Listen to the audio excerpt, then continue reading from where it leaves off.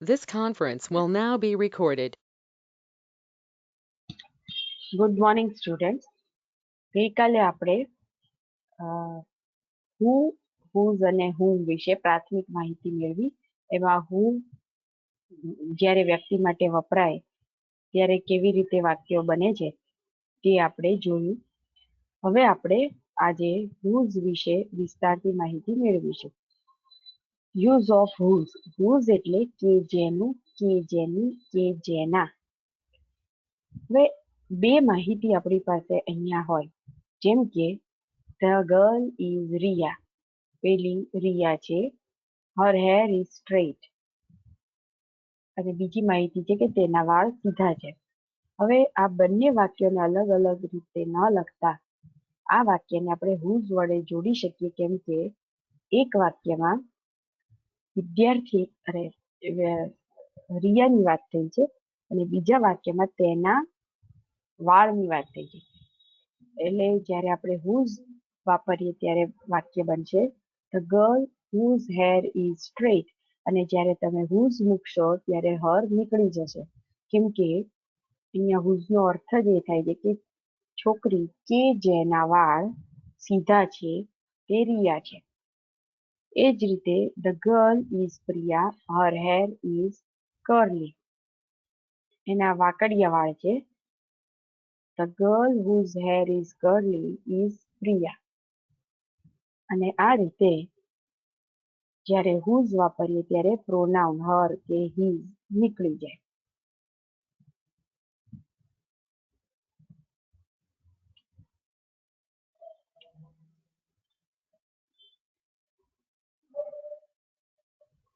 હવે આ વ્યક્તિ બહુ famous actress, that is Anushka Sharma. એક માહિતી થઈ. Her father was an army man, એના ફાધર સૈનિક હતા. She is a good actress, અને તે એક સારી એક્ટ્રેસ છે. હવે અહીંયા અનુષ્કા શર્મા ની તો વાત થઈ જ છે, સાથોસાથ તેના ફાધરની પણ વાત થઈ. જ્યારે વ્યક્તિ અને તેની સાથે સંકળાયેલી વસ્તુ કે વ્યક્તિની વાત થાય ત્યારે આપણે હુઝ વાપરીએ છીએ. જેમ કે Anushka Sharma whose father was an army man is a good actress. Anushka Sharma કે જેના ફાધર આર્મી મેન છે તે સારી એક્ટ્રેસ છે. ત્યારબાદ અહીં ચિત્રમાં જુઓ, ધેટ લેડી ઇઝ માયા. જે ટી શર્ટ પહેરેલી છોકરી છે તે માયા છે. Her T shirt is red. T shirt red છે. The lady whose t-shirt is red is Maya. ત્યારબાદ that lady is Sarla. Her sari is beautiful. તો that lady whose sari is beautiful is Sarla. That lady is Nafisa. Her burqa is black. That lady whose burqa is black is Nafisa. તો અહીંયા દરેક વાક્યમાં સ્ત્રીની વાત થઈ છે એક વાક્યમાં, અને બીજા વાક્યમાં તેનો પહેરવેશ જે છે તેની વાત થઈ છે. એટલે કે વ્યક્તિ અને વ્યક્તિ સાથે જોડાયેલી વસ્તુની જ્યારે વાત થતી હોય ત્યારે હુઝ વપરાય. હવે પ્રેક્ટિસ માટે અહીંયા તમને બે વાક્યો અલગ અલગ આપ્યા છે જેને તમારે હુઝ વડે જોડવાના છે. જેમ કે દીપિકા કેન પ્લે ટેનિસ.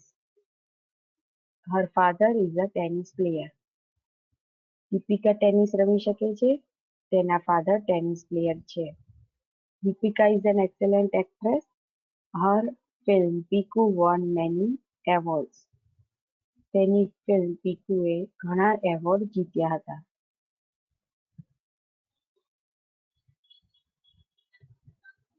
ત્યારબાદ that is Rabindranath Tagore. His book Gitanjali got Nobel Prize.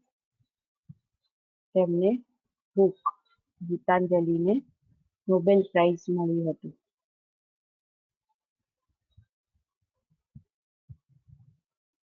ત્યારબાદ આપણે whom એટલે કે જેને કે જેને વિશે માહિતી મેળવીએ. Gandhiji was a great leader. અહીંયા બે વાક્યો જોડાયા હોય છે, પરંતુ બે વાક્યો કેવી રીતે જોડાયા હોય છે તો પહેલા વાક્યમાં વ્યક્તિ વિશે વાત થાય છે અને બીજા વાક્યમાં એ વ્યક્તિ ઓબ્જેક્ટ તરીકે હોય છે. કર્તા તરીકે નથી હોતી પણ કર્મ તરીકે હોય છે. જેમ કે પહેલું વાક્ય જુઓ, Gandhiji was a great leader.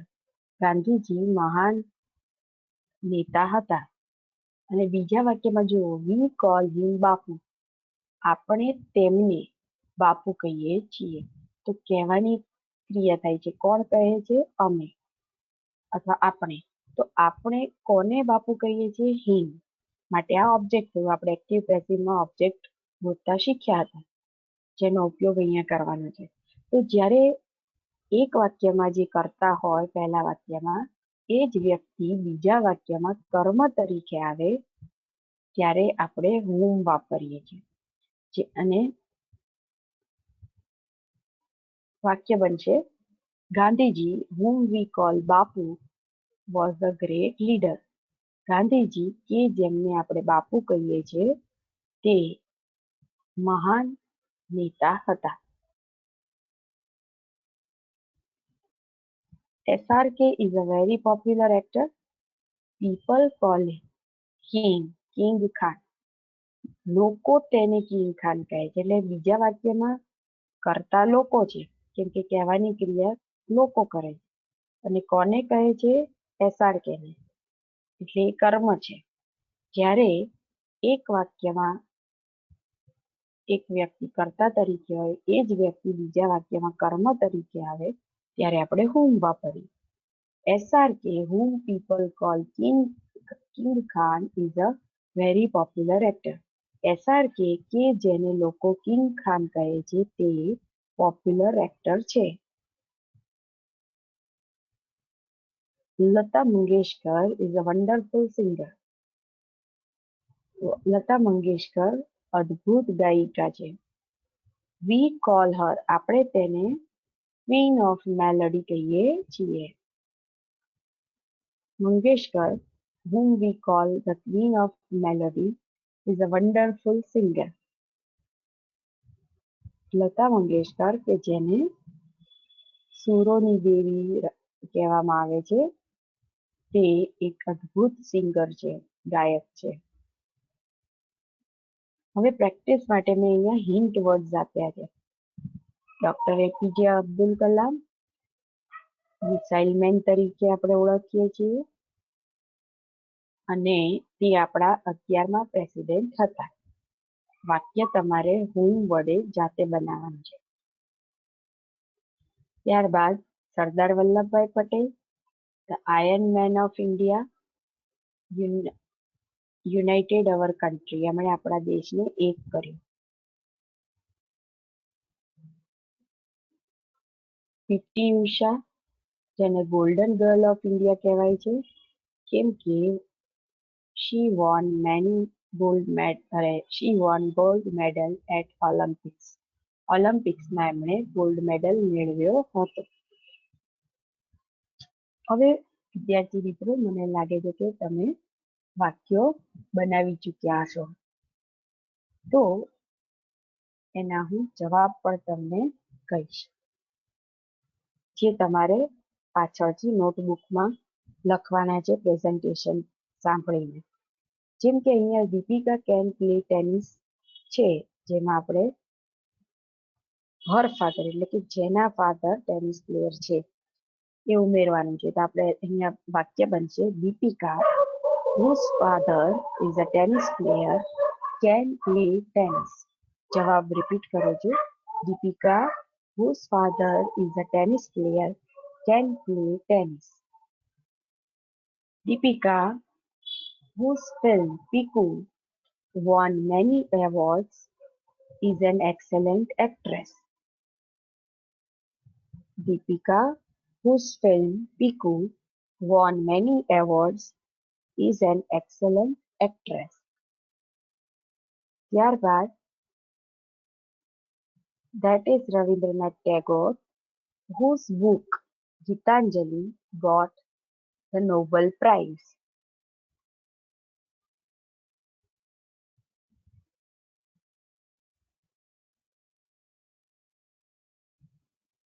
અને હવે અહીંયા જવાબ જોઈએ. Doctor APJ Abdul Kalam, whom we call અથવા તો લખી શકાય whom we know as Missile Man, was the 11th President of India. Dr. APJ Abdul Kalam, whom we know as Missile Man, was the 11th President of India. Sardar Vallabhbhai Patel, whom we call the Iron Man of India, united our country. P.T. Usha, whom we call the Golden Girl of India, won gold medal at Olympics. આ જવાબોને તમારા જવાબો સાથે સરખાવી લો અને જ્યાં પણ ભૂલ પડી હોય તો સુધારી લેવી. અને આ રીતે તમારી આસપાસના લોકો માટે હુ, whom અને whose વડે વાક્યો બનાવવાની પ્રેક્ટિસ કરવી.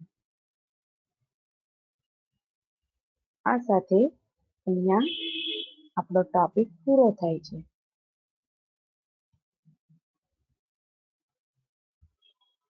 અસ્તુ.